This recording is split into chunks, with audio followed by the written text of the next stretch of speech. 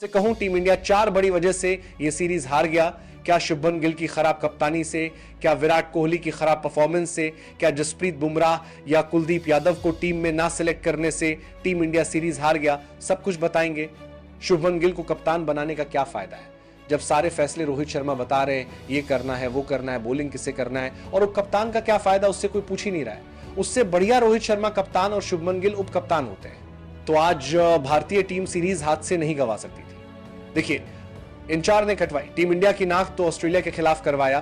पूरे देश का अपमान और भारतीय टीम की हार के हैं सबसे बड़े गुनहगार। आखिरकार वो कौन से गुनहगार हैं और क्या वजह है जिसकी वजह से हम ये बात कह रहे हैं कि भारत इस सीरीज को बराबर कर सकता था। लेकिन वो कौन सी गलती है जिसकी वजह से टीम इंडिया को यहां पर हार झेलनी पड़ी है और जीता हुआ मुकाबला टीम इंडिया ने अपने हाथों से थालियां परोसकर ऑस्ट्रेलिया को दे दिया, ये आपको बताने वाले हैं। आप सबको मालूम है कि भारतीय टीम इसके बाद वक्त ऑस्ट्रेलिया में खेल रही है। तीसरा और आखिरी वनडे मुकाबला बस 25 को होने वाली है, जो सिडनी में खेला जाएगा, यानी टर्न अराउंड टाइम काफी कम है। लेकिन जब पहला मैच खत्म हुआ था तभी ये सवाल उठाए गए थे कि भारतीय टीम अपने प्लेइंग 11 को सही अगर करती है तभी जाकर के भारतीय टीम कुछ अच्छा कर पाएगी। हमने भी आपको कई बार वीडियोस के माध्यम से बताया कि टीम इंडिया में बदलाव जरूरी है, ये खिलाड़ी होना चाहिए, ये खिलाड़ी नहीं होना चाहिए। लेकिन कुछ भी कह दिया जाए, भारतीय क्रिकेट फैंस चाहे जितनी भी अर्जी लगा लें, लेकिन भारतीय टीम के कोच मैनेजमेंट के ऊपर में कुछ नहीं समझ पाए। नतीजा यह हुआ है कि भारतीय टीम जो दूसरे मैच के अंदर में उतरती है, एक बार फिर से टॉस हारी है। पिछले 2 सालों से टीम इंडिया टॉस जीती ही नहीं है। मतलब ये विडंबना कहिए इसको कि 17 वनडे मुकाबले हो गए हैं और भारत का कोई भी कप्तान, इवन जब रोहित कप्तान थे तो भी, और अब गिल कप्तान है तो भी, अभी तक टॉस हम नहीं जीत पा रहे। और सबसे बड़ा गच्चा हम यही खा जा रहे हैं कि हम टॉस ही नहीं जीत पा रहे, यानी कि जो सामने वाली टीम हमें दे रही है हम वही कर रहे हैं। और ऐसे में दोनों ही मैचेस में हम पहले बल्लेबाजी करते रहे। पहले मैच के दौरान जो कुछ हुआ वो तो खैर चलिए ठीक है, उसमें हार मिल गई, लेकिन दूसरे मैच के दौरान भारतीय टीम ने कम से कम इतना स्कोर तो जरूर बना लिया था कि इस मैच को जीता जा सकता था।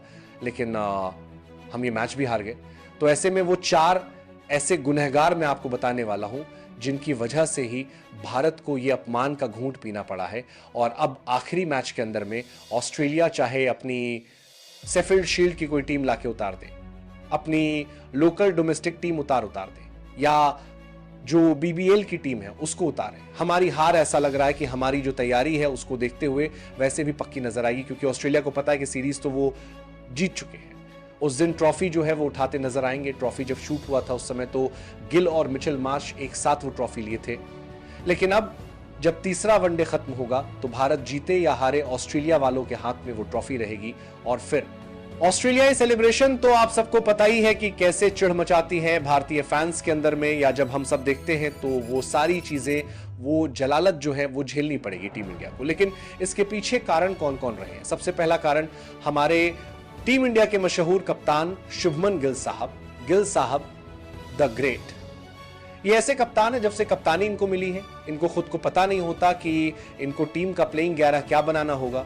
ये हर चीज के लिए गंभीर के पास पहुंच जाते हैं। टीम इंडिया के अंदर आप जब कप्तानी कर रहे हो तो एक सिर्फ कप्तानी फील्ड में नहीं दिखाई देती, बल्ले से भी दिखाना होता है, जैसे रोहित शर्मा थे। लेकिन गिल साहब दोनों ही मुकाबलों में फ्लॉप साबित हुए। दोनों ही मुकाबलों में गिल साहब के बल्ले से रन नहीं निकला है, यानी कि इनकी बल्लेबाजी जो है वो चल ही नहीं रही है। और कप्तानी तो खैर हम सब समझ ही रहे हैं, कप्तानी में कितना कुछ कर रहे हैं, तो वो नहीं चल रही है। और इस मुकाबले की भी बात करें तो भारतीय टीम के लिए जब बल्लेबाजी करने आए थे तो गिल साहब 9 गेंदों में 9 रन बना करके एक चौके की मदद से निपट गए। उसके बाद आप देखेंगे तो कौन रहे यहां पर दोषी? वो रहे हैं विराट कोहली। विराट कोहली लंदन में रहते हैं अपने परिवार के साथ, कोई कहीं पर भी रह सकता है, उसमें कोई दिक्कत वाली बात नहीं है। हमारे आन बान शान रहे हैं विराट कोहली, किंग कोहली। हम ऐसे थोड़ी ना कहते हैं, वो स्किल सेट उनके पास में है, वो नाम है, सब कुछ है। लेकिन एक बात तो माननी पड़ेगी कि विराट कोहली के पास मैच प्रैक्टिस नहीं था। और अगर आपको याद हो, मैंने हमेशा एक बात कही है कि आपके पास चाहे आप कितने बड़े फिटेस्ट प्लेयर हो दुनिया के, आप दुनिया में सबसे फिट आदमी क्यों करती है ना हो, लेकिन जो आप काम कर रहे हैं उस काम को करने के लिए आप फिट है या नहीं, ये बड़ा जरूरी है। आपने जो फिटनेस टेस्ट जब बीसीसीआई की सिलेक्शन कमेटी ने मांगा था तो लंदन में दिया था विराट कोहली ने फिटनेस टेस्ट। फिट तो बहुत है, लेकिन मैच फिट क्या है या नहीं है, और मैच फिट से भी ज्यादा जरूरी है गेम टाइम। वो गेम टाइम विराट कोहली को नहीं मिला क्योंकि डोमेस्टिक मैचेस वो खेलते नहीं है और इसीलिए सीधे जाकर ऑस्ट्रेलिया में बैठ गए, वहां उतर गए कि चलो भाई अब खेल लेंगे। वो नहीं हो पाया। 2 मैच में 2 0-0 लेकर के वापस आ रहे हैं, यानी कि 2 मैच में 2 डक है। एक मैच में 8 गेंद तक पारी चली 0 पर आउट होने के लिए, और इस मुकाबले के अंदर में 3 गेंद तक पारी चली 0 पर आउट होने के लिए, यानी दोनों मुकाबलों को मिलाकर के 11 गेंदें खेली है विराट कोहली ने, और अभी तक खाता खोलने का इंतजार है। शायद अब सिडनी में खुल जाए तो खुल जाए। तीसरे सबसे बड़े दोषी की बात कर लें तो केएल राहुल ने जब चौका लगाया उसके बाद अचानक से उस टाइम पर पता था कि विकेट गिरा हुआ है, थोड़ा संभल कर खेलना चाहिए, वहां पर वो शॉट लगाने गए और वो निपट गए। लेकिन मैं इसमें एक दोष केएल राहुल का सिर्फ नहीं दूंगा, क्योंकि केएल राहुल के साथ में भी इस टीम इंडिया ने उनको ऐसा समझ लिया है जैसे पेंडुलम कभी इधर कभी उधर। इसमें सिर्फ केएल राहुल की गलती नहीं है, इसमें मैनेजमेंट की भी गलती, कप्तान की भी गलती है, क्योंकि केएल राहुल को कभी ओपनिंग भेजा जाता है, कभी नंबर 3, कभी 4, कभी 5, कभी 6, कभी 7, कभी 8। शायद केएल राहुल भी यही सोच रहे होंगे, काश अपने पारिवारिक धंधे में ध्यान दिया रहता क्रिकेट के बजाय तो इतना इधर उधर नहीं होना पड़ता। यानी कि क्रिकेट में उनको खुद को पता नहीं होता है कब कौन से पोजीशन में बल्लेबाजी के लिए भेजा जाएगा, और यही होता हुआ नजर आ रहा है। बार बार बैटिंग ऑर्डर उनका चेंज करना उनके ऊपर हावी हो रहा है, जैसा T20 में संजू के साथ हो रहा है, सेम चीज वनडे में अब केएल राहुल के साथ किया जा रहा है। उसके अलावा एक और खिलाड़ी जो सबसे बड़े जो है वो इस मुकाबले के गुनहगार आप उनको मान सकते हैं, वो है हर्षित राणा। हर्षित राणा को खिलाने के चक्कर में इसलिए नहीं कि परफॉर्मेंस अच्छा नहीं हुआ, 2 विकेट निकाला लेकिन मार भी खूब खाए, बॉलिंग अच्छी हो नहीं रही है उनसे। उसके अलावा बल्लेबाजी भले ही रन बना दिए हो, लेकिन हर्षित राणा के चक्कर में वो खिलाड़ी इस टीम में नहीं आ पा रहा जो वेल डिव प्लेयर है, और वो प्लेयर कोई और नहीं है, कुलदीप यादव है। वो प्लेयर जिसने अभी वेस्ट इंडीज के खिलाफ में 5 विकेट का हॉल निकाला था।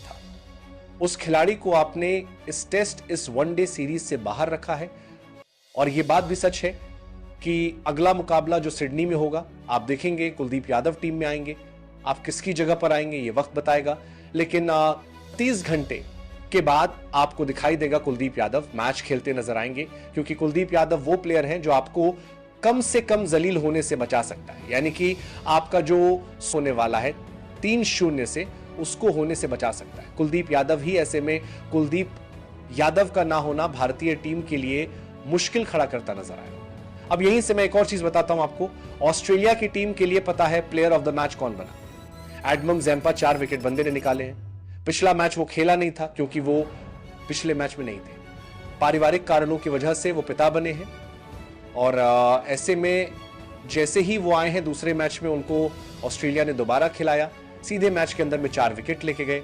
और एडमम ज़ैम्पा पता है कौन से स्पिनर है, फिंगर स्पिनर नहीं है, लेग स्पिनर है। और ऑस्ट्रेलियन कंडीशंस के अंदर में लेग स्पिनर्स हमेशा से ही प्रभावी रहे।